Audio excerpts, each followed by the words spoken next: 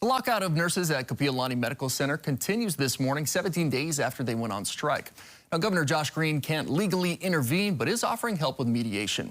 Governor Green joins us now to talk about that and other issues in our state. Aloha and good morning, Governor. Thank you so much for stopping by with us. Thanks for having me. So you can't intervene with this, but you are offering mediation. Now, the nurses went on strike citing staffing issues, that they wanted more nurse-to-patient ratios.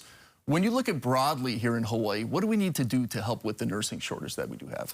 A lot of things. First of all, much love for the nurses and total respect, and same for the hospitals. What I was able to do was to just quietly talk calmly with some of the parties and say, look, don't take any of the nurses' benefits away. Let this negotiation go peacefully, and nurses, you know, we trust you and believe in you. Make sure you work this out. So what we did is we had the federal mediator come in.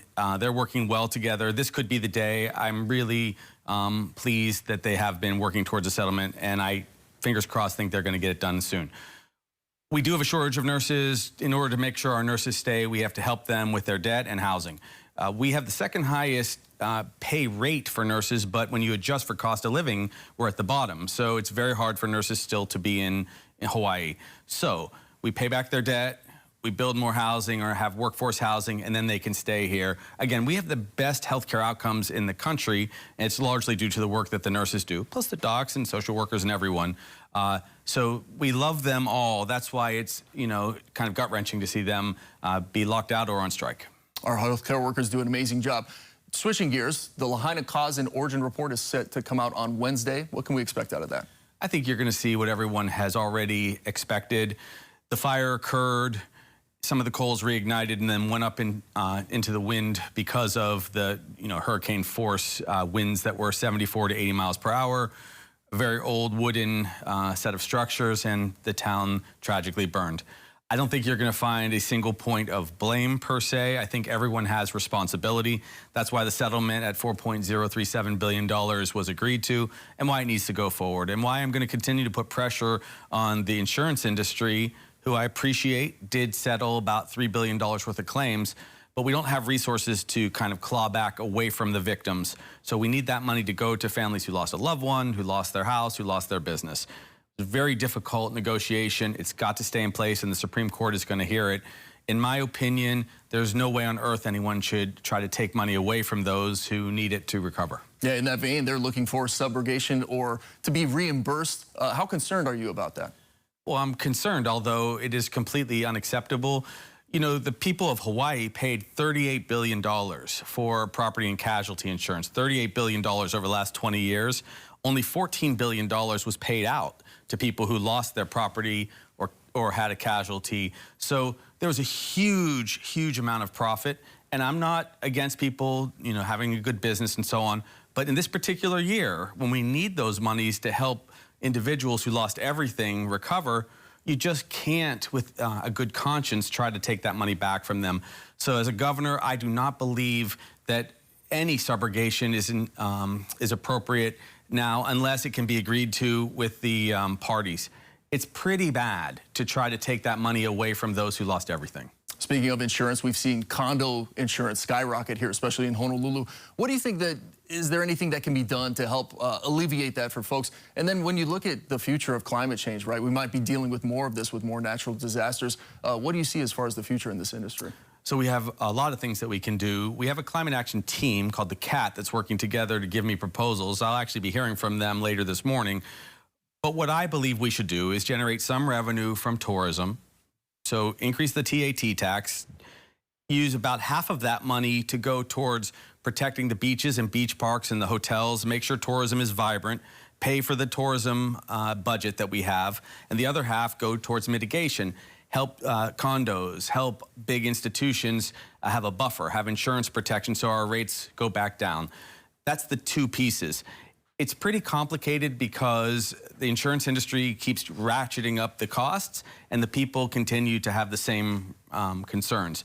Risks have gone up because of fires and because of superstorms, so we're probably going to have to be innovative. I also will tell you we probably have to start creating what's called captive insurance plans, which means we create an insurance plan in the state. So instead of a huge amount of profit often being siphoned off by mainland insurers, we keep that here. We reinsure ourselves.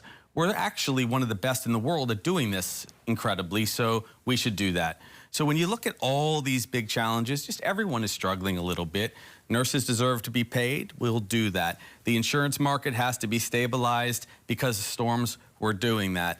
Maui has to be rebuilt. You can see the mayor's about to bring out his plans. But these are large challenges, and so I hope everyone knows that we're going to patiently go through each. A large project that you're working on right now, the new Aloha Stadium Entertainment District. You're working with a developer. Negotiations are underway. The University of Hawaii barely survived another round of conference realignment, right? The ever-changing world of athletics at the collegiate level. Obviously, that's not going to be the lone tenant for this new Aloha Stadium. But being that they are in the point where they're at, you know, if you look at the track to get to 2028 for completion of the stadium, how important is that for you to get that so where they can get in a good place where they can stay in a conference? It's pretty important. Like you said, the stadium's about a lot of things. Definitely the Mountain West is a kind of middle-of-the-road conference with some great teams. That's where we'll be. You know, I was in L.A. with Jamie the other day. We have a deal that we're going to bring out pretty soon. It looks like the Rams are going to spend some of their training camp here in Hawaii.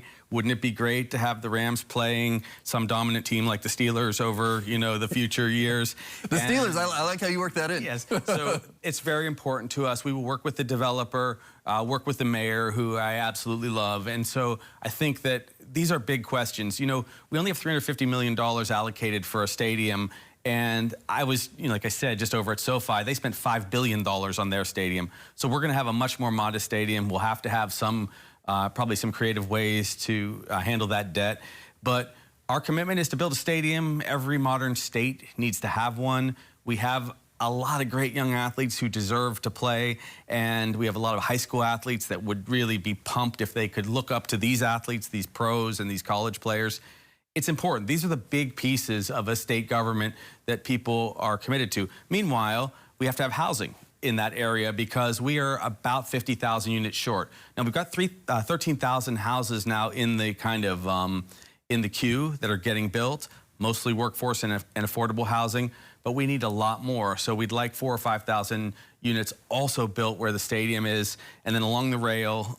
That's why I was in Japan, to get some investors and partners from Japan to help us build along the rail. So these are super large long-term projects that I hope I can finish in the next couple years, but Hawaii has to view these with the long game. Over the next 15 or 20 years, a lot of these main solutions go into place.